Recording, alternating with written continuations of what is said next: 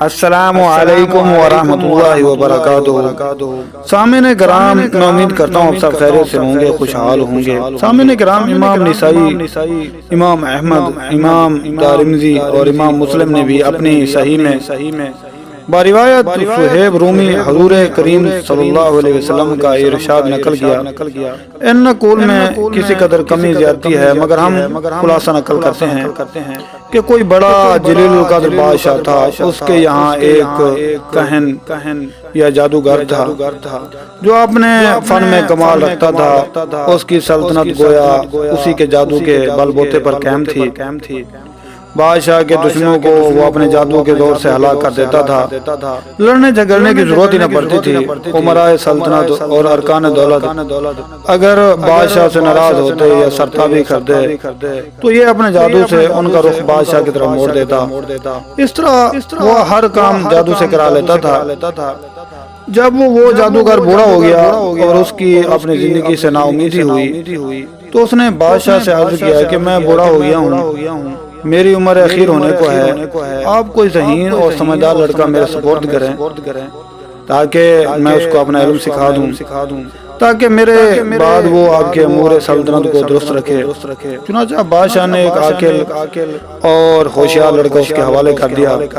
وہ لڑکا اس جادوگر کے پاس صبح و شام حاضر ہونے لگا اور جادو کا فن سیکھنے لگا۔ راستے میں ایک راہب درویش اپنے عبادت خانے میں رہتا تھا۔ راوی کہتے ہیں کہ اس وقت راہب لوگ اپنے اصلی دین عیسوی پر قائم تھے۔ ایک دن اس لڑکے نے دیکھا کہ بہت سے لوگ عبادت خانہ سے نکل رہے ہیں۔ اس لڑکے نے معلوم کیا کہ یہاں کون روتا ہے اور کون رہتا ہے۔ لوگوں نے بتایا کہ یہاں ایک عابد رہتا ہے۔ یہ سن کر وہ لڑکا بھی اس راہب کے پاس پہنچا اور اس کی باتیں سنی، اور راہب کی باتوں سے اس کا قلب متاثر ہوا۔ راہب نے اس لڑکے کو دین حق اور توحید کی تعلیم دینا شروع کی تو وہ لڑکا ایمان لے آیا۔ یہ لڑکا جادوگر کے پاس جاتے ہوئے راستے میں راہب کے پاس ٹھہر جاتا تھا اور دیر ہو جانے کی وجہ سے جادوگر اس لڑکے پر غصہ ہوتا تھا اور زد و کوب کرتا تھا۔ لڑکا کہہ دیتا تھا کہ مجھے گھر میں دیر ہو گئی۔ آخر جادوگر نے بادشاہ کے پاس شکایت کی کہ بادشاہ نے لڑکے کو تاکید کی کہ سحر کے پاس سویرے پہنچا کر۔ اس کے درباریوں نے کہا کہ یہ لڑکا سویرے گھر سے آتا ہے، راستے میں دیر کرتا ہے۔ تو بادشاہ اور سحروں نے یہ خیال کیا کہ کھیل میں لگ جاتا ہوگا، اس لیے دونوں نے لڑکے کو خوب تنبیہ کی، لیکن لڑکا درویش کے پاس جاتا رہا۔ تو سامعین کرام، ایک دن یہ لڑکا راہب کے پاس سے بادشاہ کی طرف واپس ہو رہا تھا۔ کیا دیکھتا ہے کہ کسی مہلک جانور، شیر تھا یا ہسا، نے راستہ روک رکھا ہے۔ لوگ ادھر ادھر دونوں طرف رکے کھڑے ہیں۔ لڑکے نے دل میں خیال کیا کہ آج امتحان لیتا ہوں کہ راہب حق پر ہے یا ساحر حق پر ہے۔ یہ خیال کر کے اس نے ایک پتھر اٹھایا اور یہ کہہ کر اٹھایا کہ اے خدا، اگر اس راہب کا مذہب حق ہے تو اس پتھر سے جانور کو ہلاک فرما، اور وہ پتھر اس کو مار دیا۔ وہ جانور اس سے فوراً ہلاک ہو گیا۔ لوگوں نے یہ واقعہ دیکھا تو کہنے لگے کہ اس کو جادوگری میں کمال حاصل ہو گیا ہے۔ لڑکے کی ہر جگہ تعریف ہونے لگی اور اس کی خوب شہرت ہو گئی۔ آہستہ یہ خبر راہب تک بھی پہنچ گئی۔ اس نے لڑکے کو تنہائی میں بلا کر کہا، بیٹا، تجھ کو اللہ تعالیٰ نے بزرگی اور کمال سے نوازا ہے۔ میں جانتا ہوں کہ تیرا مرتبہ بہت بلند ہوگا اور تو کسی آزمائش میں مبتلا ہوگا، لیکن یاد رکھنا میں بہت کمزور اور بوڑھا ہوں، کسی کو میرا پتہ نہ دینا۔ لڑکے سے قول و قرار لے کر راہب مطمئن ہو گیا۔ ادھر راہب کی صحبت اور انجیل مقدس کی تلاوت اور اس کی پیروی کی برکت سے حق تعالیٰ نے اس لڑکے کو ولایت عظمیٰ سے نوازا، یہاں تک کہ کوڑھی، مادرزاد، نبینا اور لا علاج مریض اس لڑکے کی دعا سے شفا یاب ہونے لگے۔ لڑکا خوب مشہور ہو گیا۔ اس شہرت کو سن کر اس بادشاہ کا نبینا مصاحب اس کے پاس آیا، خوب تحفے نذرانے پیش کر کے عرض کیا کہ مجھ پر بھی توجہ فرمائیے اور میری آنکھیں بھی اچھی کر دیجیے۔ لڑکے نے کہا، مجھے کوئی نذرانہ ہدیہ درکار نہیں، شفا میرے ہاتھ میں نہیں ہے، اللہ تعالیٰ شفا دینے والا ہے۔ اگر آپ اللہ وحدہ لا شریک پر ایمان لائیں اور شرک و بت پرستی سے توبہ کر لیں تو میں اللہ سے دعا کروں گا، پروردگار عالم آپ کی بینائی واپس عطا فرما دیں گے۔ وہ اندھا اسی وقت مجلس میں ایمان لے آیا اور لڑکے نے دعا کی اور اس کی آنکھیں روشن ہو گئی۔ معمول کے مطابق جب یہ شخص بادشاہ کی مجلس میں حاضر ہوا، بادشاہ کو اس کی بینائی پر تعجب ہوا۔ اس سے معلوم کیا کہ میری مملکت کے تمام موالد تیری آنکھ کے علاج سے عاجز ہو گئے تھے، آخر تجھ کو کس نے شفا دی؟ کس طرح آپ کو شفا حاصل ہوئی؟ محمد صاحب نے کہا کہ میرے پروردگار نے اپنی قدرت سے مجھے بینائی عطا فرمائی۔ بادشاہ نے کہا میرے سوا تیرا پروردگار کون ہے؟ محمد صاحب نے کہا کہ میرا آپ کا اور ساری کائنات کا پروردگار وہ اللہ ہے جس نے ساری مخلوق کو پیدا کیا ہے۔ بادشاہ غضبناک ہوا، اس محمد صاحب کو سخت سزا دی، پوچھا کہ عقیدہ تجھ کو کس نے سکھایا؟ سختی سے گھبرا کر اس لڑکے کا نام بتایا۔ بادشاہ نے لڑکے کو بلایا اور کہا تجھ کی ہمت کیسے ہوئی؟ تجھ کو میری پرورش اور میرے جادوگر کے فیض سے یہ کمال حاصل ہوا؟ لڑکے نے کہا میرے اور آپ کے اور جادوگر کے ہاتھ میں شفا نہیں ہے، یہ اللہ کی قدرت پر موقوف ہے۔ بادشاہ سخت ناراض ہوا، اس کو کڑی سزا دلوائی اور کہا یہ لڑکا بہت غائب رہتا تھا، تو معلوم ہوتا ہے کہ یہ کسی جگہ جاتا تھا، وہاں اس کے خیالات بدل گئے۔ جادوگر نے بھی دربار میں حاضر ہو کر عرض کیا کہ یہ لڑکا مدت سے غائب ہے، میرے پاس نہیں آتا۔ بادشاہ نے کہا اس سختی سے پوچھا جائے کہ یہ مدت سے کہاں رہا اور کس کے پاس آتا جاتا ہے۔ جب سختی حد سے بڑھ گئی تو لڑکے نے مجبور ہو کر گوشہ نشین رہب کا نام بتایا۔ بادشاہ نے رہب کو گرفتار کر کے حاضر دربار کیا اور اس سے کہا اگر تو اپنے دین سے نہ پھرے گا تو تجھ کو آرے سے چیر دیا جائے گا۔ رہب نے کہا میں ہرگز اپنے دین برحق سے نہ پھروں گا اور جو مصیبت آئے گی اس پر صبر کروں گا۔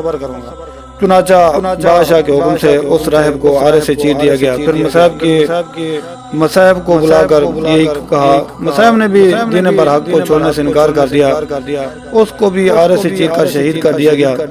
پھر لڑکے کو بلا کر سمجھایا گیا کہ اگر تجھ کو زندگی محبوب ہے تو باز آ جاؤ، ورنہ تو ان دونوں کا انجام تو دیکھ ہی چکا ہے، تیرا اشر بھی یہی ہوگا۔ لڑکے نے بادشاہ کی بات ماننے سے انکار کر دیا تو بادشاہ نے چند آدمیوں کو حکم دیا کہ اس لڑکے کو پہاڑ کی چوٹی پر لے جاؤ، اس کو خوب سمجھاؤ، اگر مان گیا تو اس کو بڑا مقام دوں گا اور اپنا مصاحب بنا لوں گا، اگر یہ بات نہ آئے تو پہاڑ کی چوٹی پر سے اس کو دھکیل دینا تاکہ اس کے اعضاء پاش ہو جائیں۔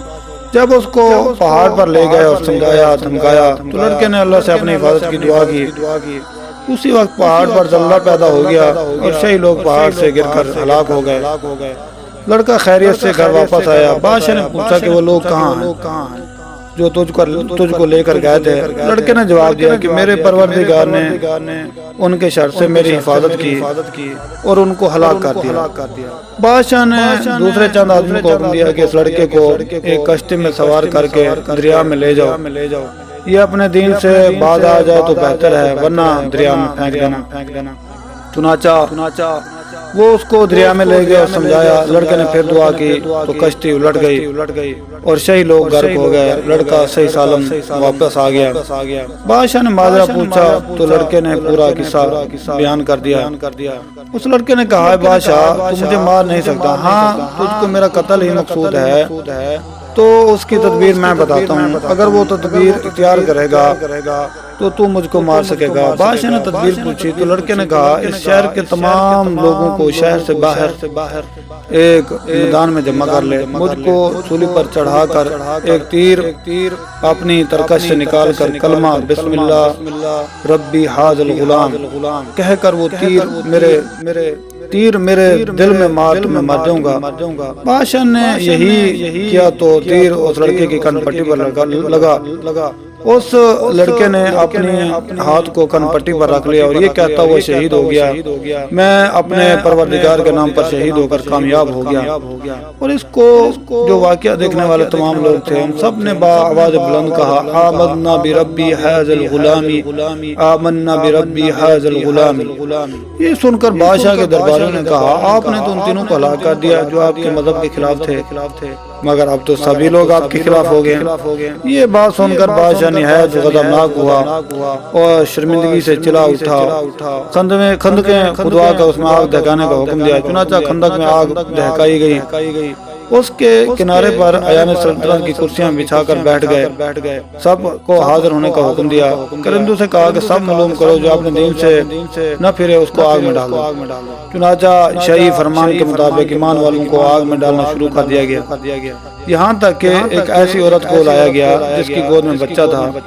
عورت کو جب آگ میں ڈالنے لگے تو وہ ہچکچائی۔ بادشاہ نے کہا کہ عورت کو رہنے دو، پہلے اس کے بچے کو آگ میں ڈال دو، شاید اس طرح وہ اپنے ایمان سے واپس ہو جائے۔ چنانچہ اس کے بچے کو آگ میں پھینک دیا گیا۔ بچے نے بآواز بلند سے کہا اماں جی آپ صبر کریں، بلا گھبراہٹ بسم اللہ پڑھ کے آگ میں کود پڑیں تو آگ گل و گلزار بن جائے گی۔ عورت یہ سن کر بغیر گھبراہٹ کے آگ میں کود گئی۔ وہ آگ ایسی بھڑکی کہ اس بادشاہ اور اس کے مصاحبین کی جو کرسیوں پر بیٹھے مظلوموں کو جلنے کا تماشا دیکھ رہے تھے سب کے سب کو جلا کر خاک کر دیا۔ حضرت ابی بن انس رضی اللہ تعالیٰ عنہ فرماتے ہیں اللہ تعالیٰ نے ان مسلمانوں کے آگ میں گرنے سے پہلے ہی ان کی روح قبض کر لی تھی، اس طرح ان کو اس آگ کی تکلیف سے اللہ نے محفوظ رکھا۔ محمد بن اسحاق نے اس واقعے کو بہت تفصیل سے ذکر کیا ہے اور اس لڑکے کا نام عبداللہ بن تامر بتایا ہے، اور یہ بھی لکھا ہے کہ واقعہ یمن کے شہر نجران میں پیش آیا۔ اس حادثے میں اس ظالم بادشاہ نے تقریباً 20,000 آدمیوں کو آگ میں ڈال کر شہید کیا تھا۔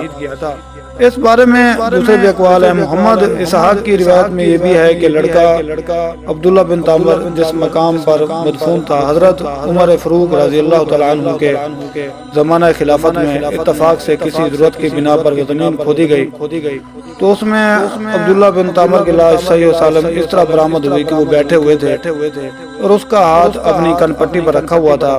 کسی دیکھنے والے نے ان کا ہاتھ جگہ سے ہٹایا تو خون جاری ہو گیا، پھر وہ ہاتھ اسی جگہ رکھ دیا گیا تو خون بند ہو گیا۔ اس عبداللہ بن تامر کے ہاتھ میں انگوٹھی تھی جس پر اللہ ربی کندہ تھا۔ عامل یمن نے اس واقعے کی اطلاع فوراً حضرت عمر فاروق رضی اللہ تعالیٰ عنہ کو دی۔ حضرت عمر فاروق رضی اللہ تعالیٰ عنہ نے جواب میں لکھا کہ ان کو ان کی سابقہ حالت پر انگوٹھی سمیت دفن کر دو۔ چنانچہ ایسا ہی کیا گیا۔ حاصل کلام اس واقعے سے ہمیں یہ سبق ملتا ہے کہ ایمان پر جب استقامت کے ساتھ انسان ڈٹ جائے تو یقیناً اللہ کی مدد آتی ہے، لہذا وقتی آزمائشوں سے نہیں گھبرانا چاہیے بلکہ ایمانی استقامت کا مظاہرہ کرنا چاہیے اس کے لیے جان ہی کیوں نہ دینی پڑے۔ اللہ تعالیٰ اس واقعے سے سبق حاصل کر کے ایمان پر استقامت سے قائم رہنے کی توفیق عطا فرمائے، آمین یا رب العالمین۔ والسلام، ملتے ہیں کسی نئی سٹوری کے ساتھ، تب تک کے لیے اللہ حافظ۔